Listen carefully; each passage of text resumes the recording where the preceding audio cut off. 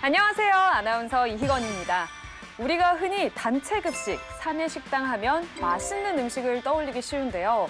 오늘은 메뉴가 아닌 그동안 접해보지 못했던 사내 식당의 디자인과 공간 설계에 대해 이야기 나눠보려고 합니다.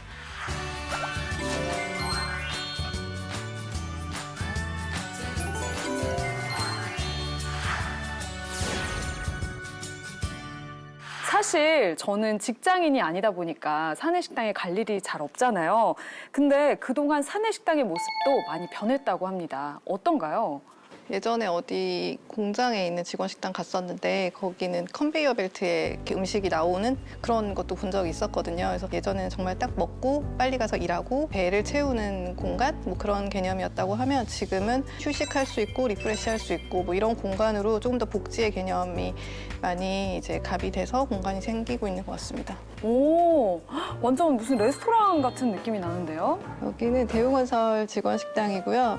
여기 같은 경우는 컬러가 많이 들어간다거나 트렌디하거나 굉장히 특색이 있는 것보다는 조금 더 고급스럽게 그리고 조금 더 편안하게 이렇게 휴식하실 수 있는 부분을 조금 더 강조해서 설계가 됐고요. 지금 갈수록 그 좌석의 형태 같은 것들이 고객들도 좀 개인화되는 그런 추세라서 혼자 앉아서 식사하는 것들도 굉장히 많이 또 선호도 하고 개인의 다양성 같은 거를 나타내는 모습으로 디자인들이 가고 있습니다. 삼성 웰스토리가 디자인한 대표적인 사내식당은 어떤 것들이 있는지 궁금해지거든요.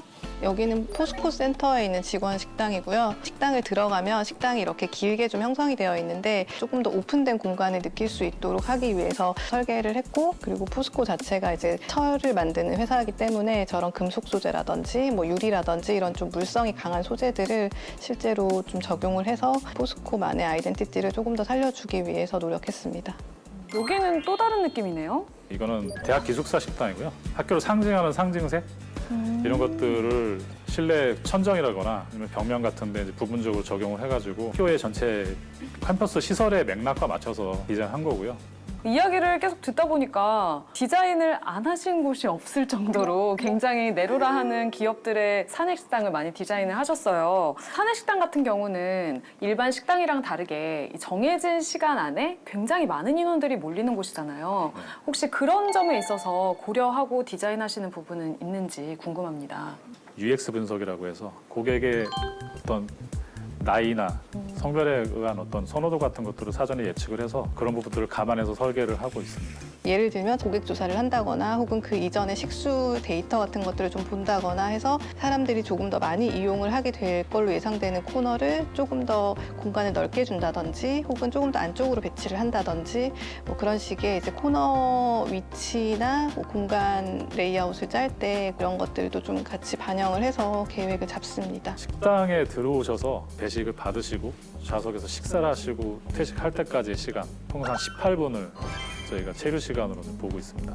체류 시간을 저희가 중요하게 생각하는 이유는 이제 코너 수를 몇 개를 가져갈지 그다음에 코너 수랑 맞물려서 좌석 수는 얼마나 가져가야 할지를 계산을 할 때 식사를 하는 체류 시간이 또 중요한 산출 데이터 중에 하나여서 그런 수치들을 가지고 데이터화해서 좌석 수나 코너 수 이런 것들을 산출합니다. 결국에는 이런 요소들이 밥을 먹고 기다리지 않고 식사를 하고 또 빠르게 퇴식을 할 수 있는 이제 그런 거에 근거가 되는 자료라고 볼 수 있습니다.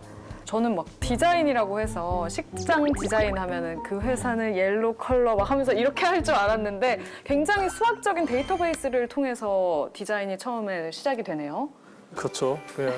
그냥 일반 레스토랑과 같은 외식하고 틀려서 어떻게 보면 식판의 여정과 같다. 저는 생각을 하고요. 식판을 들고 다니는 통로의 폭이나 그 의탁자 간의 간격 이런 거 역시도 식판을 가지고 다니는 사람의 그 어깨 너비 그와 더불어서 사람의 그 휴먼 스케일 그런 과학적인 수치 같은 것들을 감안해서 지금 저희가 설계를 하고 있습니다. 어떻게 하면 조금 더 체계적으로 또 조금 더 고객들이 만족할 수 있도록 그렇게 설계를 할 수 있을까를 고민하다가 이런 것들을 조금 더 데이터화하고 수치화해서 좀 통계를 해보자라고 시작이 됐고요. 이런 부분들이 계속 누적돼서 쌓여왔기 때문에 그래서 지금 이런 것들이 저희의 석의 노하우가 되지 않았나 그렇게 생각하고 있습니다.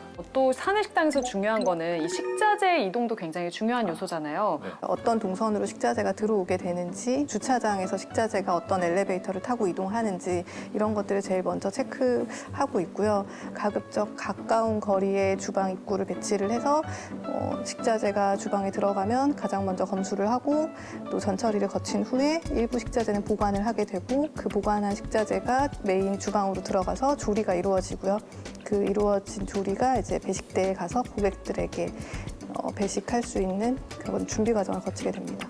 식기도 마찬가지인가요? 저희가 이제 흔히 말하는 가장 좋은 주방 레이아웃은 식기를 세척하는 공간과 메인 조리를 하는 공간, 그래서 주방이 전부 하나로 통합되어 있는 게 세척된 식기가 메인 주방으로 다시 옮겨가고 하는 이런 일련의 과정이 다 주방 안에서 이루어질 수 있기 때문에 가장 좋다고 생각이 되고 선호를 하고 있고요. 이런 부분에 대해서 알고 식사를 하시면 훨씬 더 디자이너분들한테 감사함을 느낄 것 같아요. 저도 지금 들으면서 굉장히 놀라웠거든요. 사내식당에서는 소리도 필수 고려 요소라던데. 네. 보통 식당에서 이렇게 많은 분들이 같이 식사를 하게 되기 때문에 소리가 울리거나 소리가 반사돼서 편안한 대화가 될 수가 없는 그런 상황이 간혹 생깁니다. 소리의 울림 같은 것들을 방지할 수 있는 재료들을 천장에 많이 반영해서 사용하고 있고요. 대우건설 같은 경우는 타공이 된 흡음재가 사용이 됐는데 여러 개의 사이즈의 원형이 타공이 돼서 디자인적으로도 조금 더 예뻐 보이고 흡음의 기능을 충실히 할 수 있도록 디자인과 기능이 고려해서 설계가 들어갔고요. 또 루버 소재 같은 경우도